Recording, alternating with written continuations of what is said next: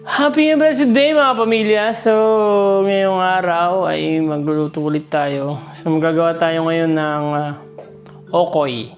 So, madali lang siyang gawin. So, bali, magagawa ko ng okoy para bukas kasi church anniversary.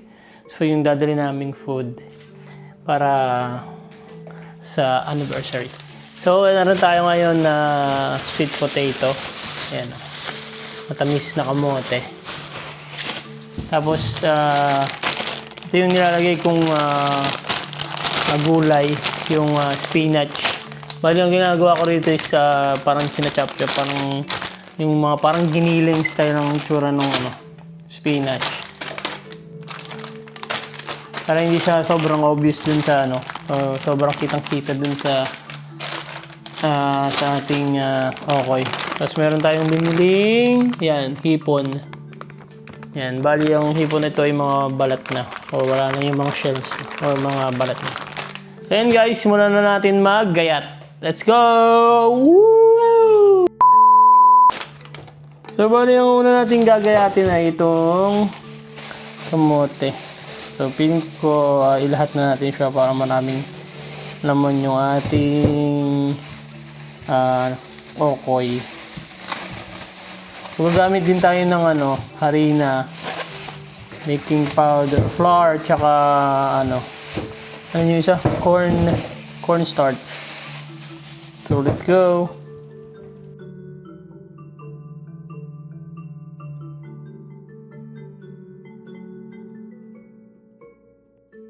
So, ngayon ay mag-ano na tayo dahil tapos na tayo maggayat.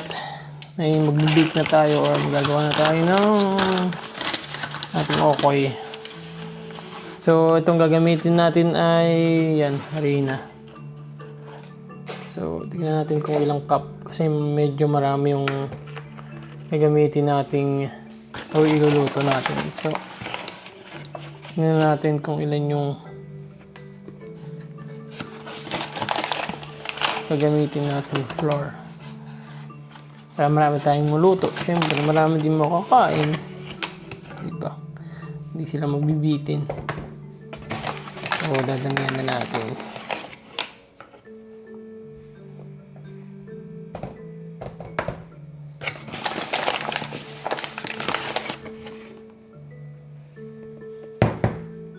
So, piling ko okay na muna itong 5 cups or 5 scoop.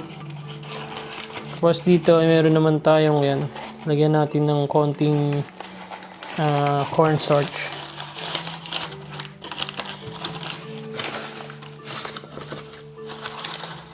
Bali ang cornstarch na ilalagay natin is siguro mga half or 1 cup. Mga ganyan lang. Siguro mga 3/4. Pagkatapos niyan ay siyempre lalagyan na natin ng lagyan natin ng salt.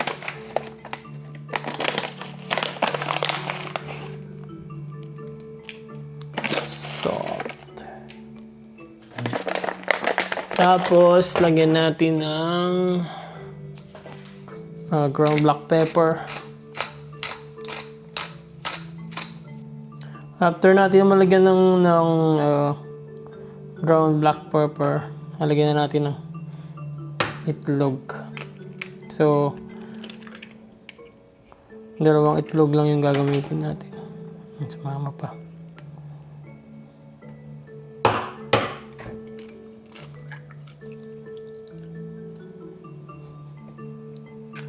Tapos, yun, ibabatihin lang natin or hahaluin lang natin siya. Bali, gagawin natin is yan, haluin lang natin. Uy. Tapos, ang gagawin natin habang hinahalo natin siya, lagyan natin siya ng tubig.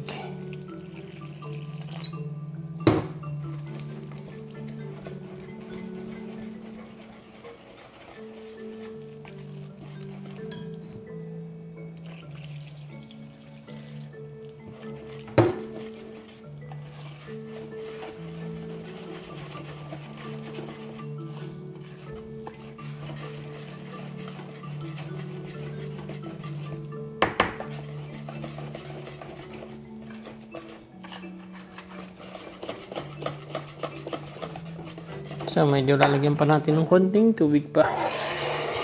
Kasi medyo thick pa yung ating flour.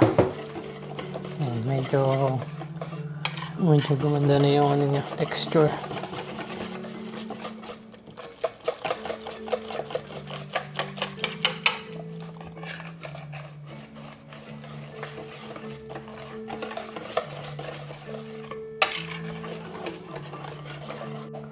So yan, okay na yung ating yung ating harina. Tapos ilalagay na natin tong yan, yung sweet potato.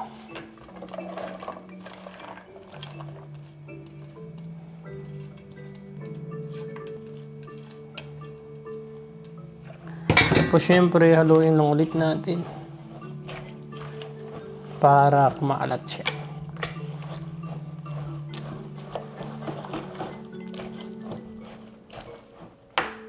Pagkatapos niyan guys, gagawin natin ay hugasan natin itong ating hipon.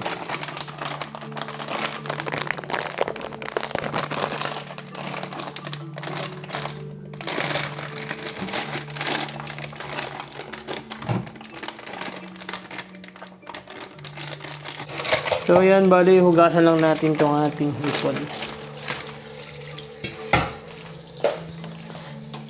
Para after natin hugasan, ilalagay na natin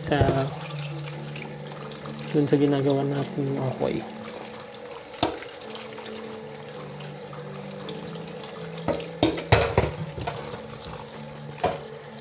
So ito, nahugasan na natin yung ating hipon. Yan. So kita nyo guys, balat na yung hipon natin. Kung sa Pilipinas kasi may yung mga hipon na parang dried, yung tawag doon, binilad. Maliliit lang siya tapos may mga balat siya. Yun yung mga usually na nilalagay sa okoy. Pero ganito yung nabibili natin dito. Malaman siya. So mas goods kasi malaman.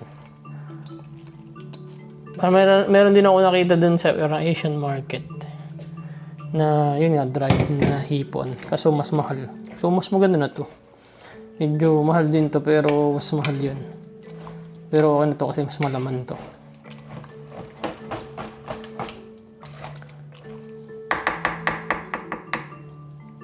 Tapos ay ilalagay na natin tong ating, ayan guys, makikita nyo. Green na green. Ayan o. Ito yung ating ginayat na spinach. So ito yung nilalagay kong gulay niya. Yung pampa-add ng kulay ng ating okoy. Ewan ko usually kung anong ginagamit dito. Nakalimutan ko. Basta may ginagamit din sila dyan iba pang green leaves. Pero ito yung akin. Spinach. So para healthy yung ating okoy. Though gagamit pa rin tayo ng mantika sa pagpiprito. Pero at least masasabi mong healthy pa rin. Ang maganda rin ng gagamitin dito na mantika is olive oil. So kahit mamantika yung ating okoy, goods pa rin kasi olive oil ang gagamitin. So haluin lang natin siya para kumalat ang ating mga ingredients sa isa't isa. Masyado marami ang ating halok ngayong araw.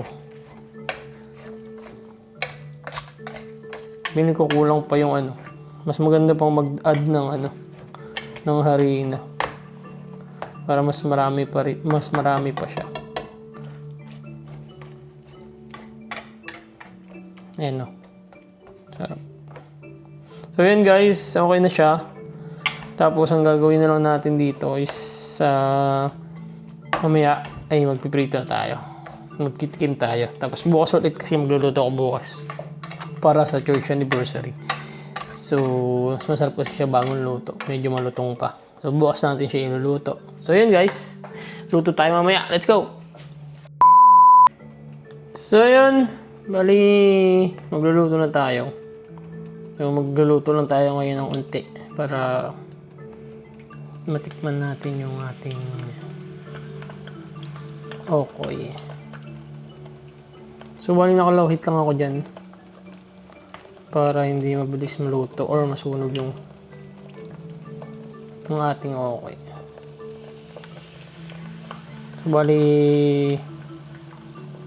ang ating mantika ay madami para naman maluto siya ng even. So, babalik rin naman natin siya mamaya. Malit lang yung luto natin para kasi nagdidikit na sila. So yan, 4 na piraso. Yeah. Uy.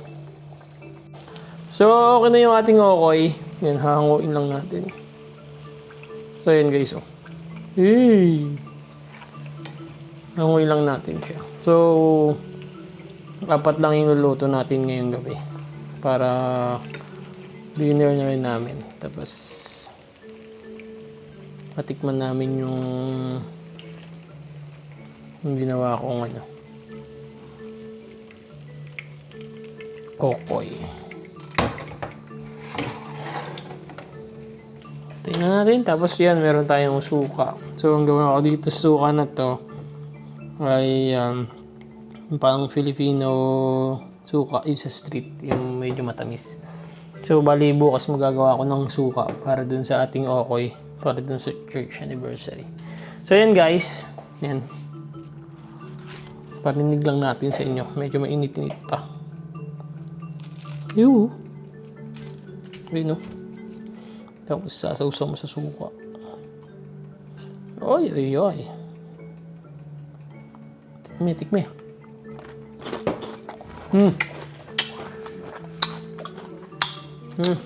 Grabe, sarap.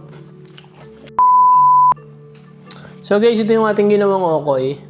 Tapos meron tayong ito, ginawa din natin na suka. So titikman natin siya.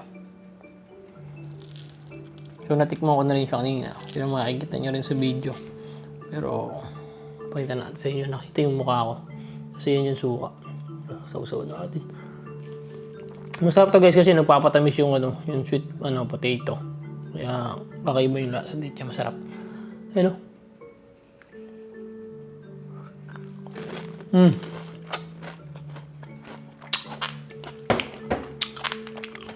Sarap. Solid. So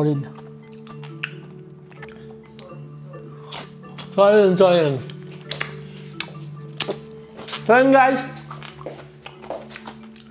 Hindi na kami sawa. Kita ba siya? Medyo madilim. So, yan.